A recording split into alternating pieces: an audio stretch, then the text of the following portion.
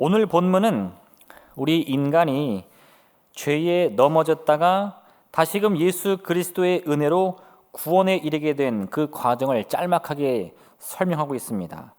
그리고는 예수님의 십자가 고난과 죽음이 가지는 그 진정한 의미가 무엇인가, 그것을 간략하게 설명을 하고 있어요.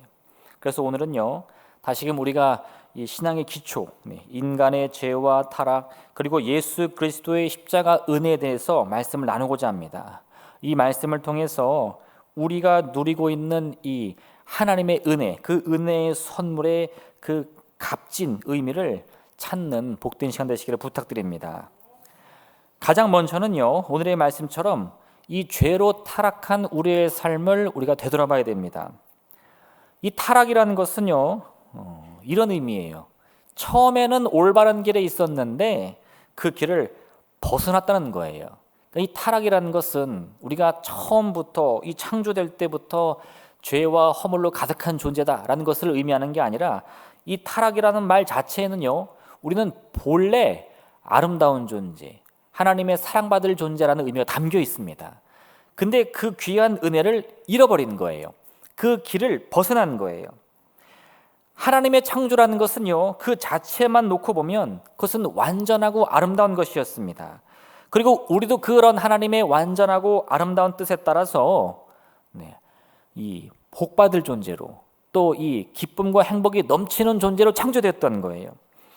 그런데 이 타락을 통해서 그런 아름다움이 한순간에 깨졌습니다. 그걸 우리가 뭐라고 표현한다고요? 그게 타락, 죄예요.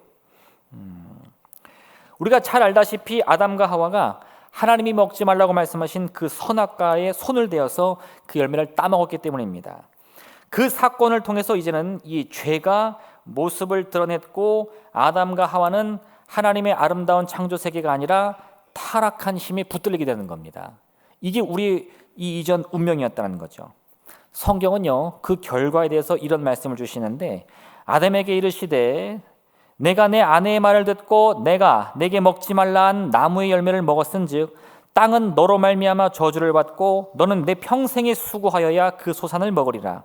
땅이 내게 가시덤불과 엉겅퀴를 낼 것이라. 내가 먹을 것은 밭의 채소인즉 내가 흙으로 돌아갈 때까지 얼굴에 땀을 흘려야 먹을 것을 먹으리니 내가 그것에서 취함을 입었음이라. 너는 흙이니 흙으로 돌아갈 것이니라.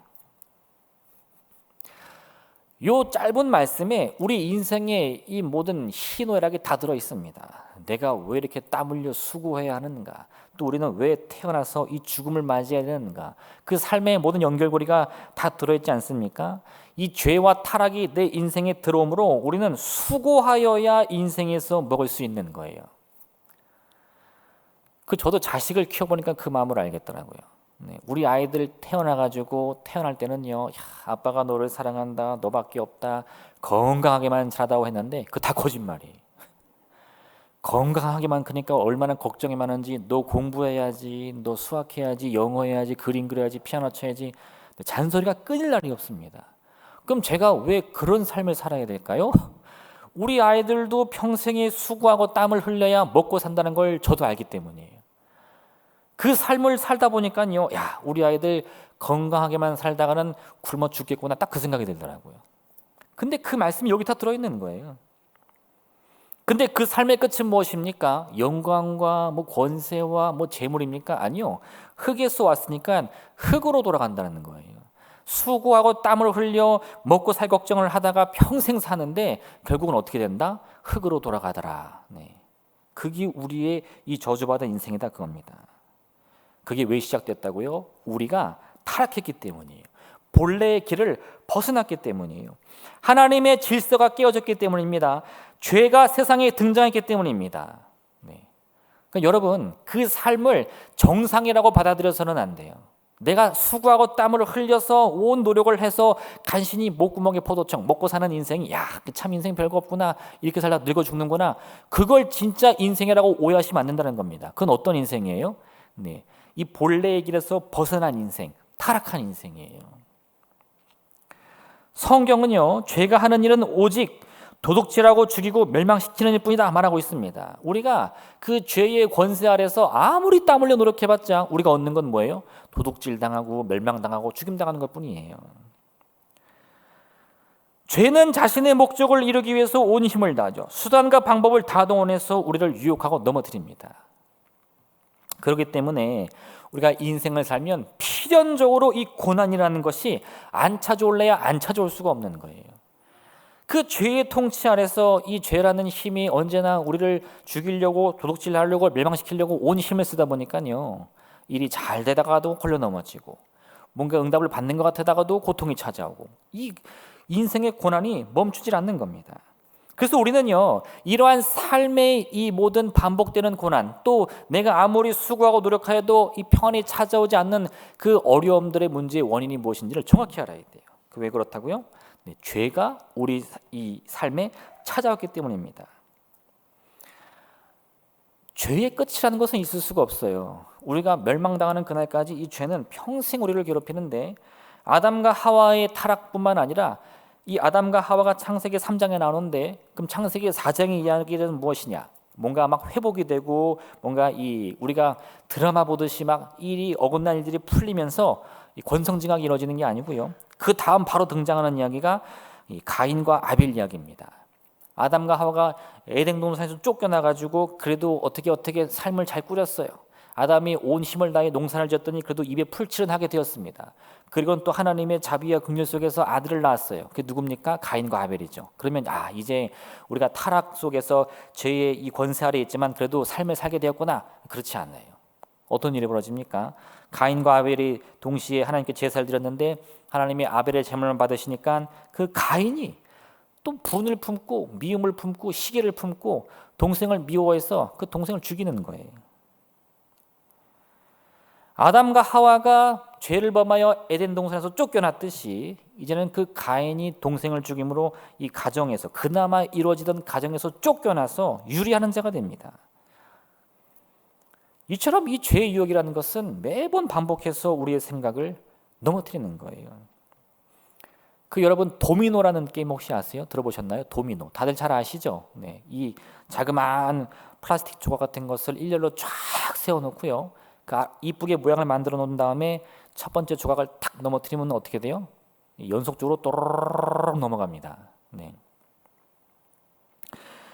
죄가 우리에게 하는 일이 마치 그와 같은 거예요.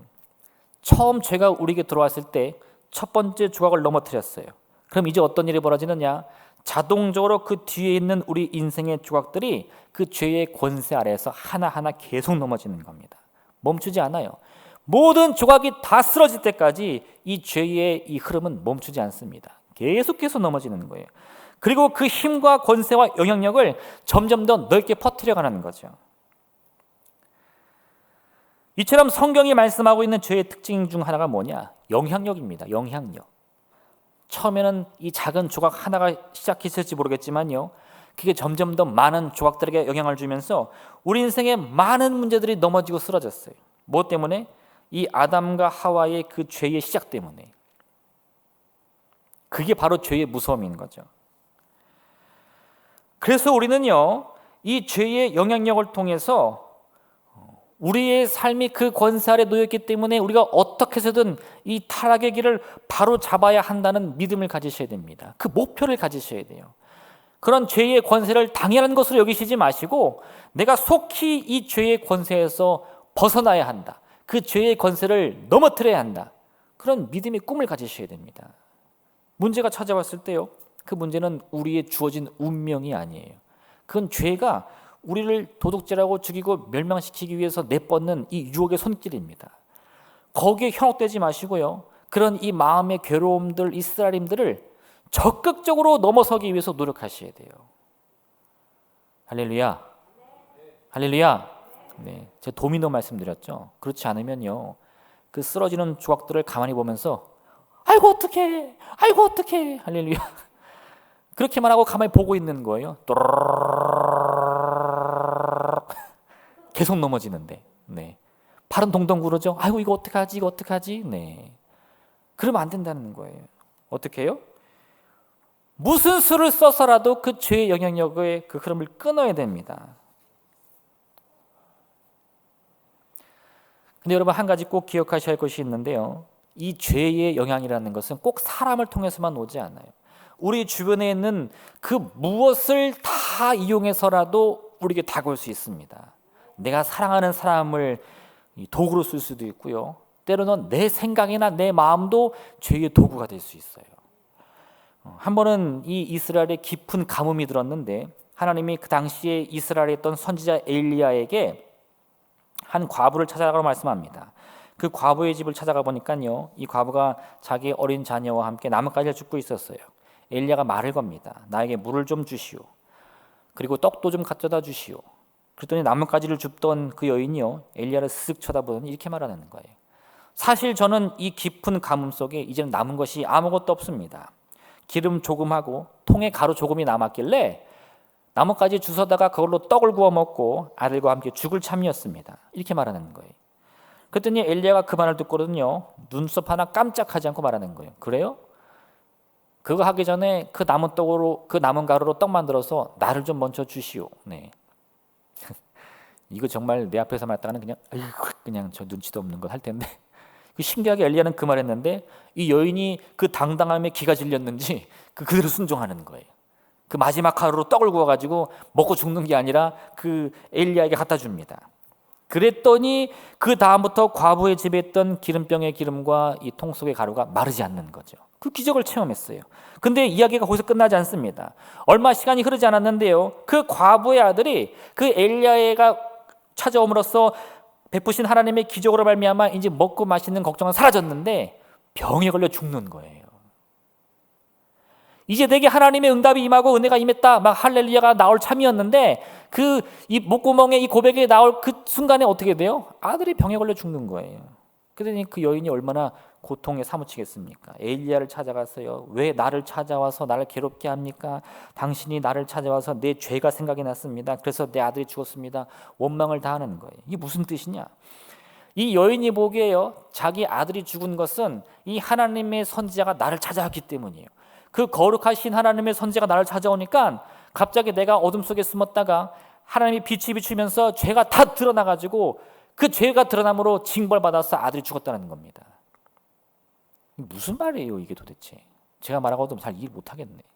근데 그 여인은 그렇게 생각했어요. 그러니까 엘리야가 어떻게 합니까?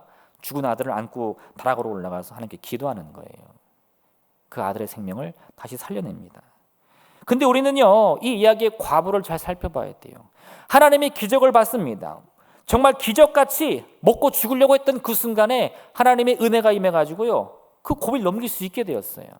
근데 어떤 생각이 들어요? 그 다음에 또다시 문제가 찾아오니까 나는 이제 진짜 죽었다는 거죠. 이 기름병의 기름이 통 속에 가루가 마르지 않는 것은 나를 살리는 기적이 아니라 내 죄를 드러내서 나를 멸망시키는 이 악의 유혹이다, 그렇게 생각이 되는 거예요. 그리고 스스로 원망하면서 절망해버리는 겁니다. 이게 뭐예요? 모든 것을 다 도구로 이용해서 우리를 공격하는 죄의 이 무서움인 겁니다. 하나님의 응답조차 우리에게 오해시킬 수 있어요. 그래서 여러분, 우리가 이러한 죄의 무서움을 극복하기 위해서는요, 그것을 내가 넘어서 가지고 내 새로운 꿈과 그 미래를 온전히 바라보기 위해서는 내 힘만으로는 안 됩니다. 절대 안 돼요. 내가 아무리 할 수 있다고 다짐해도요, 그 절대 안 돼요. 이건 제가 뭐 여러분의 능력을 못 믿고 여러분을 의심해서 그런 게 아니에요. 할렐루야, 오해하지 마세요. 또 이렇게 말하면 쥐가 뭘 안다고 이래 그러시지 마시고, 사람은 죄를 이길 능력이 없어요. 그래서 우리는 예수 그리스도의 이름을 불러야 하는 겁니다. 그래서 오늘 뭐라고 말씀하십니까? 두 번째로 예수님의 구원과 회복을 의지하라고 말씀하는 거예요.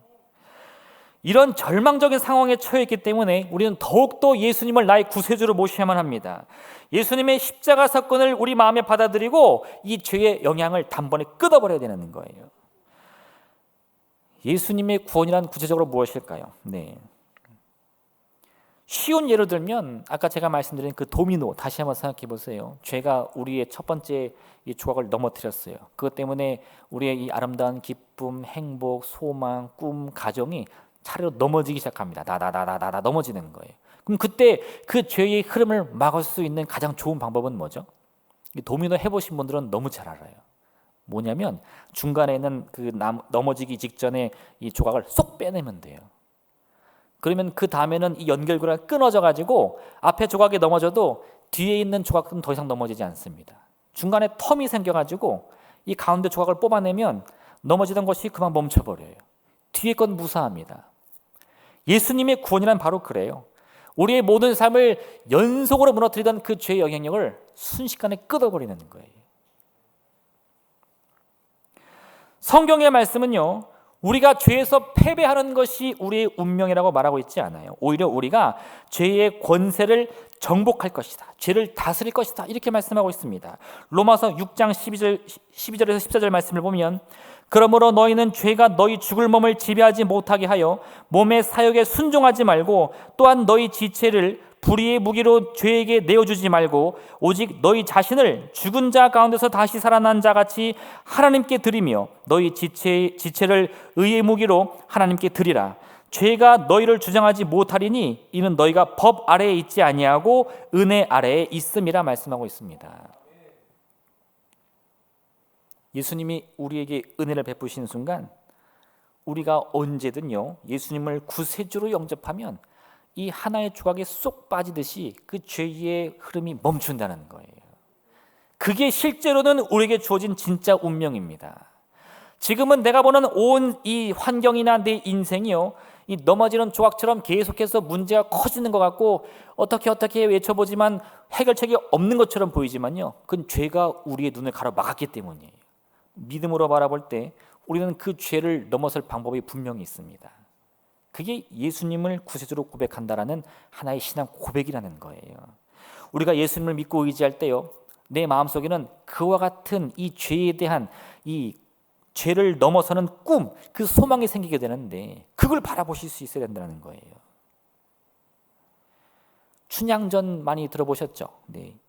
이몽룡과 성춘향이 서로 사랑하는 이야기인데 이 둘이 양반과 천민이라는 이 신분의 차이가 있었는데 그걸 극복하고 한 방에 눈이 맞아가지고 서로 이 불같은 사랑을 나누잖아요.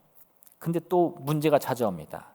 이 이몽룡의 아버지가 보직이 이동되면서 남원에서 이제 한양으로 이사를 가게 되는 거예요. 온 가족이 이사를 가니까요, 또 서로 부둥켜 안고 우리 평생 사랑하자 약속을 했겠죠. 근데 이 이몽룡의 아버지가 떠난 자리에 새로 남은 부사가 부임을 하는데 변사또, 우리가 잘 아는 변사또였어요. 근데 그 사람은 또 얼마나 욕심이 많고 악랄한지요. 이 남원에서 소문난 이 기생 성춘향을, 이 기생이니까 무시하는 거예요. 자기 숙청을 들으려고, 자기 몸종을 하라는 거죠. 근데 이 천민에 불과한 성춘향은요, 이몽룡과 약속을 지키기 위해서 그걸 거절합니다. 얼마나 괘씸하겠어, 이 천민 따위가 사또의 명을 어기다니. 그래가지고 이 변사또가 그녀를 괴롭히고 옥에 가두고 자기 생일날 잔치를 크게 벌인 다음에 이 춘향이를 아주 크게 징벌하려고 했어요. 어떤 이야기 보니까는 그때 이 춘향이를 죽이려고 했다, 이렇게 말하는 이 소설도 있더라고요. 어쨌든 그게 큰 벌을 내리려고 했는데 그때 이몽룡이 찾아옵니다. 근데 이몽룡이 어떤 모습이었어요? 할렐루야. 네. 한 번씩은 읽어보셨죠? 네. 거짓골을 하고 온 거예요. 더러운 모습으로. 그리고 성춘향을 찾아갑니다. 근데 그 모습을 보고도요, 이 춘향이는 마음을 바꾸지 않았어요. 나중에 알고 봤더니 어떻게 돼요? 이 이도령이 사실은 거지가 된 게 아니라 암행어사가 되었죠. 마지막 순간에 마패를 꺼내들고 암행어사 출두야 했더니 어떻게 돼요? 변사또가 바들바들 떨면서 그 앞에 무릎을 꿇는단 말이에요. 그 얼마나 신나는 장면입니까? 근데 여러분 잘 기억해 보십시오. 그러면 이 이몽룡은 어떤 권세를 가지고 있습니까? 사실 이몽룡이란 사람은요, 아무 권세가 없어요. 이몽룡이 권세가 있다면 그가 거짓골을 하고 찾아와도 사람들이 그 앞에서 벌벌 떨어야 돼. 왜요? 그게 권세가 있으니까. 아유, 이 무서운 거짓님 했어야 되는데 전혀 안 무서워요. 왜? 그 이도령은 사실 아무 권세가 없거든요. 그러면 그의 진짜 권세는 어디 있습니까? 마패에 있는 거예요. 마패. 내가 권세가 있는 게 아니라 임금이 나를 암행어사로 임명해서 그 마패를 줬을 때 암행어사 출도요, 그러면 그건 어느 고을에 가든 누구든 무릎 꿇릴 수 있는 이 왕의 어명의 그 권세가 있다 이겁니다. 여러분은 아무 권세 없어요. 할렐루야. 할렐루야. 여러분이 어디 가서 그러면 어떻게 돼요? 저리 가라. 저리 가라. 네. 우리는 말 그대로 이 거짓골을 한 이몽룡과 같은 겁니다. 아무 권세가 없어요. 근데 우리의 품속에는 뭐가 있느냐? 우리에겐 마패가 있어요. 하나님이 주신 마패가 있다니까요. 그걸 모르면 우리는 어떻게 살아요? 거지 같은 인생 사는 거죠. 네. 한 푼 줍시오. 한 끼만 줍시오. 네. 근데 내가 그 사실을 알고 마패를 꺼내는 순간 어떻게 해요? 죄가 그 마패의 권세에 무릎 꿇고 나에게 벌벌 떤다 이겁니다. 그게 뭐냐? 예수님을 구세주로 영접하며 내 마음에 섬기는 거예요. 내가 예수 그리스도를 나의 구세주로 나의 생명으로 고백할 때 우리의 왕이신 하나님이 내게 권세를 주십니다. 그 증표로 이 믿음의 마패를 주시는데 그게 우리 품속에 있다는 거예요. 내가 거울을 보면 어떤 모습이 보여요? 더러워. 아우 찌질찌질해. 거짓골이 보여요. 근데 그건 뭐냐? 마귀가 우리를 유혹하는 시험인 거예요. 그 거짓골의 여러분 모습을 보지 말고 여러분의 품속에 있는 여러분의 마음과 생각 속에 담겨있는 그 믿음의 마패를 바라보셔야 됩니다.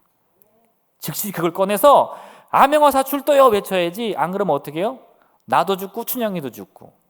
그게 무슨 망신입니까? 예수님의 권세를 의지하시길 바랍니다. 죄는 우리의 운명이 아니에요. 제가 처음에 강조했죠. 타락이라는 말은 사실 유혹이에요. 타락은 그 의미 자체에 처음에는 바른 길을 가고 있다는 의미가 담겨 있다니까요. 내가 거기를 벗어났어요. 그럼 어떻게 됩니까? 아이고 내가 벗어났으니까 망했구나 할 거 없어요. 다시 돌아가자. 다시 돌이키자. 처음에 그 모습으로 처음에 그 바른 길로 가자 이거예요. 그게 뭡니까? 예수님의 권세를 의지하는 믿음입니다. 더 놀라운 것은요. 이 이도령은 열심히 공부하고 노력해서 그 마패를 따려고 과거 시험 봐서 급제했지만 믿음의 마패는 그런 시험이 없어요. 머리를 싸매고 공부하고 막 4시간 자면 떨어지고 3시간 자에 붙는 그런 시험이 아닙니다. 이 믿음의 마패라는 것은요. 예수님을 그리스도로 고백하기로 작정한다면 누구나 받을 수 있는 거예요. 하루는 예수님의 제자들이 길을 가는데 자기들이 잘 모르는 사람들이요. 저기서 무리로 웅성웅성거리는데 가서 보니까 그 처음 보는 사람들이 예수님의 이름을 부르면서 귀신을 쫓아내고 있는 거예요. 예수의 이름으로 명하노니 귀신아 떠나가라. 떠나갈지어다. 그러는 거야. 그때 제자들이 어떤 생각을 해요? 아니 저것들이 누군데 예수님한테 뭘 배웠다고 저거 하고 있나? 내가 보니까 얼굴도 잘 모르는 사람인데. 그리고는 그 사람들에게 호통을 치면서 예수 이름을 함부로 사용하지 말라고 금지를 해버렸어요. 그리고는 예수님께 와서 어떻게 해요?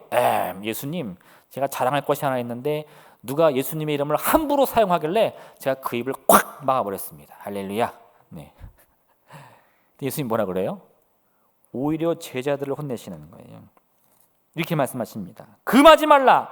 내 이름을 의탁하여 능한 일을 행하고 즉시로 나를 비방할 자가 없느니라. 우리를 반대하지 않는 자는 우리를 위하는 자니라. 누구든지 너희가 그리스도에게 속한 자라 하여 물 한 그릇이라도 주면 내가 진실로 너에게 이르니 그가 결코 상을 잃지 않으리라.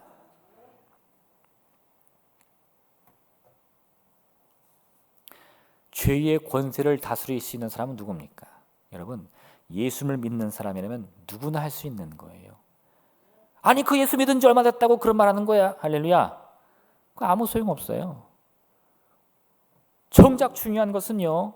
여기 있는 우리 모두들 그가 누구라도요. 예수님이 나의 구세주입니다. 믿음으로 고백하면 그에게는 그 권세가 주어지는 거예요. 아니 저 교회 나온 지 얼마도 안 된 사람이 저렇게 담대하게 기도하다니 그렇게 하면 안 되고 교회 나온 지 10년은 돼야 그렇게 하는 거예요. 할렐루야. 절대 그러시면 안 돼요. 네, 그러시면 안 돼요. 누구든지요. 하나님의 은혜를 받을 수 있습니다. 하나님의 선물을 받을 수 있습니다. 예수님을 자신의 구세주로 인정하기만 하면 그 권세가 그에게 주어지는 거예요. 예수님의 권세는 특정한 사람들에게만 주어지는 특별한 선물이 아닙니다. 그것은 오직 예수님의 이름을 그 마음에 품은 사람이라면 누구든지 받아 누릴 수 있는 하나님의 자비하심이요 긍휼하심이요 은혜로우심인 거예요. 그게 얼마나 넘치든지요 때로는 질투가 날 지경입니다. 아니 저 사람은 기도한 지 얼마나 됐다고, 아니 저 사람은 교회 나온 지 얼마나 됐다고 막 응답을 받고 하나님의 축복을 받는데 그게 막 시기 질투가 날 정도예요. 근데 그게 하나님의 방법입니다. 아이고 하나님, 나는 하루 종일 일을 했는데 나에게도 한 데나리온 주시고, 저 사람은 고작 1시간 일했는데 한 데나리온 주십니까? 할렐루야. 근데 주인은 뭐라 그래요? 그게 나의 방법이다. 내가 주는 거나 받고 너도 돌아가서 그거 가지고 살아라, 이겁니다. 그래서 여러분, 우리가 아무 권세 없다고 실망할 필요 없어요. 그 힘이 누구에게서 오는지 걱정할 필요 없습니다. 여러분의 마음에 예수님에 대한 확실한 고백만 있다면요, 그 은혜와 권세 반드시 임할 줄로 믿습니다. 오늘 본문이 뭐라고 말씀합니까? 너희는 그 은혜에 의하여 믿음으로 말미암아 구원을 받았으니 이것은 너희에게서 난 것이 아니요 하나님의 선물이라. 하나님의 선물이라. 그게 은혜입니다. 제가 은혜에 대해서 마음 깊이 깨달은 어떤 이야기가 하나 있었어요. 이게 진짜인지 가짜인지 모르겠지만 어떤 분이 인터넷에 올렸더라고요. 자기가 어렸을 때 집이 너무 가난했어요. 아버지가 사업에 실패해서요, 초등학교 다니는데 하루 3끼도 제대로 못 먹고 2끼 먹으면 행복하고 1끼 먹을 때도 너무 많았대요. 그러다 보니까 뭐 씻는 거는 뭐 제대로 할 수가 있습니까? 어머니가 기름값 아낀다고 한 그릇도 보일러 안 틀어줘요.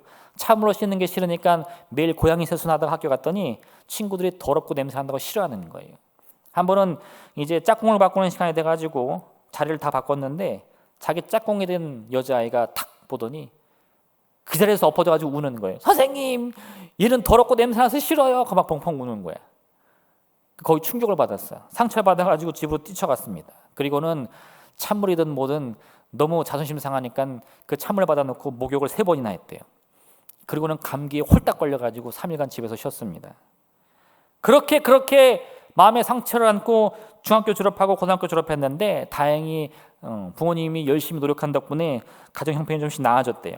그래서 이제는 공부도 제대로 하고 이를 악물고 공부하는 덕분에 사범대학교에 들어갔습니다. 그리고 부푼 꿈을 향해서 공부하려고 하고 이제 첫 이 오리엔테이션 있잖아요. 거기 딱 갔는데 누굴 만났겠어요? 그 초등학교 시절에 자기 더럽다고 울던 그 여자를 만난 거예요. 할렐루야. 원수는 외나무 달에서 만난다더니 너 오늘 죽어봐라. 근데 거기서 서로 쭈뼛쭈뼛하다가 그 어색한 가운데 너 어디 초등학교 나오지 않았니? 얘기를 했더니 금방 친구가 된 거예요. 그 친구를 해가지고 한참 친하게 지내다가 연인이 됐습니다. 서로 사랑하게 된 거예요. 그리고는 서로 이제 그 얘기를 했겠죠. 과거 얘기를 하면서 미안해, 내가 너무 잘못했어. 서로 사과를 하고 깊이 이제 상처를 치료받고 결혼을 약속했는데 문제가 생겼습니다. 부모님 상견례를 해야 되지 않나요? 먼저 이제 그 여자친구를 데리고 자기 부모님을 만나러 갔어요. 자기 부모님 만나러 갔는데 부모님은 그 사실 잘 모를 거 아니에요. 근데 만나자마자 자기 여자친구가 자기 부모님 앞에서 무릎을 척 꿇더니 그 얘기를 다 하더래요. 제가 옛날에 누구누구랑 초등학교를 같이 다녔는데 이런 일이 있었습니다 하면서 펑펑 울더래요. 근데 그 이야기를 듣더니 자기 부모님들도 그 여자친구를 같이 안아주면서 셋이 부둥켜 울더랍니다. 그 모습으로 그 10년이 넘도록 안고 있던 상처가 치유되는 느낌을 받았다는 거예요. 근데 제가 그 얘기를 읽으니까요, 아, 이게 은혜구나, 그걸 알았어요. 이게 은혜구나. 네. 이 글을 쓴 사람도 그 친구를 용서했기 때문에 결혼까지 꿈꿀 수 있었던 거 아닙니까? 또 그 평생 그 이야기를 처음 들은 그 부모님들도 자기 아들 상처 준 친구, 자기 아들 그렇게 평생 괴롭게 한 친구 딱 얘기를 들었는데 어떻게 해요? 그 자리에서 안아주면서 용서해 주는 거예요. 왜요? 은혜가 있으니까. 왜요? 그 은혜가 있어야 그 아이들이 함께 결혼해서 새로운 가정을 꾸릴 수 있을 거 아닙니까? 할렐루야.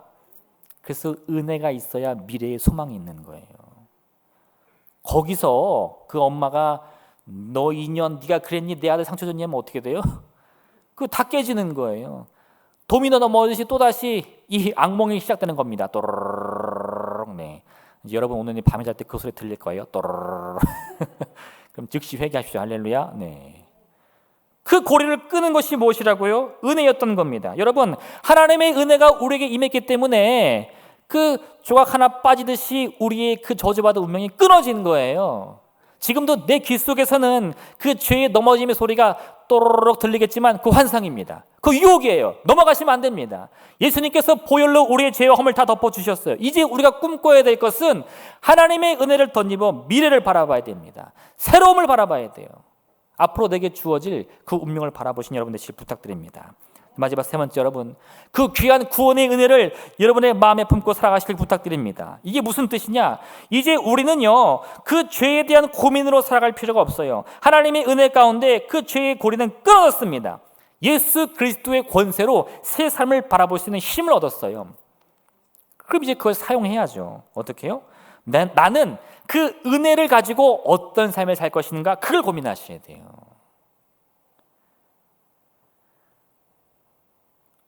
제가 한 번은 우리 아이들이 이렇게 막 놀면 뭐 온 집안이 난리가 납니다. 그럼 제가 어떻게 하냐면, 너희들 빨리 너희들이 노는 거 치워라, 장난감 빨리 치워라, 그렇게 2번 말을 해요. 그래도 안 듣잖아요. 그러면 쓰레기 봉지 큰 거 있잖아요. 그 가져가가지고 싹 다 담아버려요. 하나도 안 보이게. 그럼 그때 난리가 납니다. 아빠 안 돼, 다시 꺼내줘, 막. 그럼 꽉 묶어가지고 그냥 쓰레기통에 확 버려버려요. 그럼 다시 그 다음부터는 제 말 잘 듣더라고.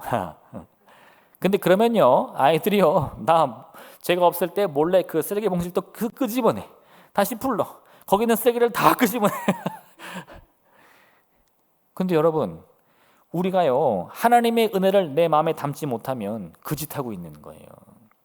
하나님이 우리의 죄를 다 청산해주고 쓰레기 봉지에다가 내 그 죄악의 더러움들, 그 괴로움들, 슬픔들 다 집어넣고 꽉 쪄맸는데, 하나님 안 보실 때 어떻게 해요? 슬그머니 가가지고 그 풀어가지고, 아유 내 죄가 더럽네, 아유 냄새나네, 다 꺼내. 할렐루야.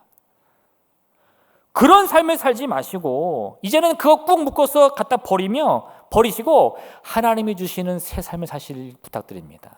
그 은혜를 누리시길 부탁드려요. 근데 오늘 바울은요, 우리가 하나님의 그 은혜를, 그 선물을 누리는 방법을 뭐라고 말씀하고 있느냐? 자랑하지 말라 이겁니다. 자랑하지 말라. 자랑은 우리가 언제 하죠? 자랑은 내 거 그 말이 입에서 나오면 그건 자랑이에요. 그 내 거야, 그 내가 있어, 그 나 때문이야. 할렐루야, 할렐루야. 그 내 것이라는 생각에서 벗어나지 못하면 이제 우리가 자랑의 유혹에 넘어지게 됩니다. 하나님의 은혜를 받고도 그 은혜의 선물을 내 거라고 주장하기 시작하는 거예요. 거기서부터 다시 또 꼬기 시작하는 거죠. 그래서 오늘 이 바울이 뭐라고 말하냐? 하나님의 은혜의 선물을 받았으면 이제는 자랑하지 말고 살아가라 이겁니다. 인간의 타락은 어디서 시작됐느냐? 그것을 내 것이라고 오해하는 데서 비롯됐어요. 하나님이 이 아담과 하와에게 선악과를 먹지 말라고 하셨는데 이 아담과 하와가 왜 그것을 먹었을까요? 뭐 많은 생각들이 있겠죠. 특히 성경은 이제 그것이 보암직도 하고 먹음직도 하다 했는데, 그 열매가 왜 하필 그때 보암직도 하고 먹음직도 했을까요?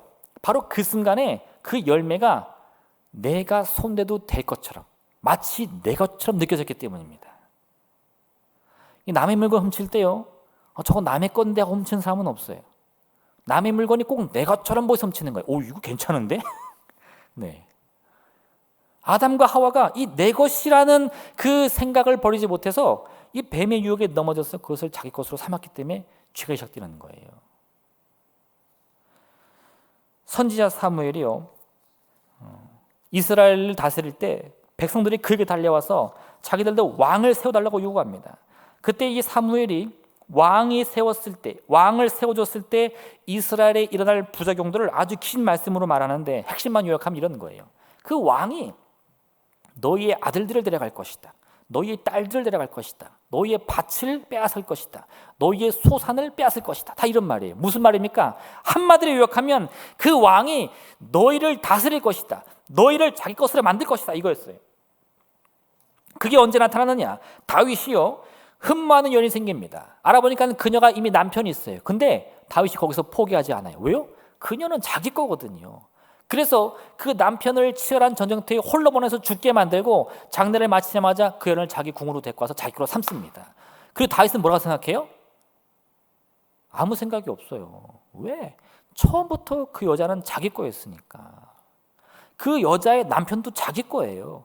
그러니까 그 사람을 죽이는지 살리는지는 내가 결정하는 거지 누가 나한테 왈가왈부 할 수 없습니다. 그걸 누가 지적하냐? 하나님의 선지자 나단이 지적하는 거예요.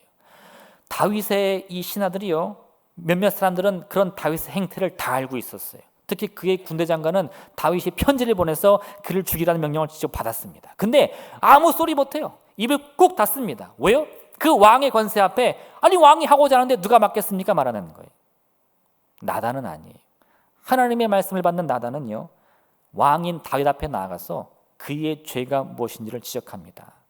100마리의 양을 갖고서도 이웃의 한 마리 양을 뺏은 사람, 그건 자기 것이 아닌데도 그의 것을 빼앗아서, 이웃의 것을 빼앗아서 그 양을 잡아 자기 손님을 대접한 그 죄인, 그가 바로 다윗이라는 거예요. 여러분, 우리가 누려야 할 것은요, 내 것을 누리는 자유가 아닙니다. 하나님의 은혜를 누리는 자유여야 해요. 하나님의 선물을 누리는 자유여야 해요. 하나님의 은혜와 선물은요, 우리 마음대로 누릴 수 있지만 내 것을 삼을 수는 없습니다. 이게 중요해요. 하나님의 것은요, 우리가 하나님의 자녀가 됨으로 말미암아 내 마음대로 할 수 있습니다. 아버지가 부모님 것을 왜 마음대로 못해요? 아버지가 부모님 방 들어가는데 똑똑, 아버님 제가 좀 들어가도 되겠습니까? 하고 들어간 아들 있나요? 네, 못 봤어. 네. 아빠! 나가라 해도 안 나가. 왜? 나가기 싫은데? 네. 요즘에 노래 불러요. 뭐라고 하냐? 너 빨리 안 해? 싫은데? 얼마 줄 건데? 네. 100만 원 주면 생각해 보지. 네. 간두 커 진짜. 네. 그게 자녀의 권세예요. 그런데 중요한 건 뭐냐? 그렇다고 해서 아버지의 것이 아들의 것이 되지는 않는다 이겁니다. 다윗이 깨달아야 했던 것이 바로 그거였어요. 다윗은 왕이 되었지만 하나님을 섬기는 왕이 된 거지 자기 마음대로 다 갖는 왕이 되는 것은 아닙니다. 그것을 깨달았다면 다윗이 그 유혹에 넘어지지 않을 수 있었어요. 그래서 오늘 바울이 우리에게 뭐라고 얘기한다고요? 우리가 누리는 모든 것은 다 하나님의 은혜이며 선물인 것을 꼭 기억해야 됩니다. 그래서 우리는 그걸 자랑하면 안 되는 거예요. 여러분, 오늘 이 사실을 꼭 기억하시길 바랍니다. 우리는 하나님의 은혜로 다시 돌아갈 수 있습니다. 주님은 그 은혜를 우리에게 주셨어요. 그 권세를 우리에게 주셨어요. 이제 우리는 그 은혜와 권세를 마음대로 누리되 그것이 내 것이 아니라는 사실만 알면 돼요. 하나님의 은혜에 감사합니다. 하나님 마음껏 누리게 해주시니 감사합니다. 그 감사의 마음을 가지고 그 귀한 권세를 누린 여러분 되시기를 주님의 이름으로 축원드립니다. 이 시간 함께 기도하겠습니다. 여러분, 우리는 저주받은 운명이 아닙니다. 우리는 처음부터 멸망받을 운명이 아니에요. 벗어날 수 있습니다. 주님이 그 권세 주셨어요. 하나님이 주신 그 귀한 권세를 마음대로 사용하되 자랑하지 않으면 돼요. 하나님, 내게 그 귀한 믿음 주시옵소서. 주님의 것을 자녀의 권세로 누리게 하시며 그 유혹에 넘어지지 않게 도와주시옵시고 언제까지나 감사의 마음으로 누리며 하나님 주시는 그 복된 삶을 살게 하여 주시옵소서. 우리 주님의 이름 생물에 만지려 기도하겠습니다. 주여, 주여, 주여.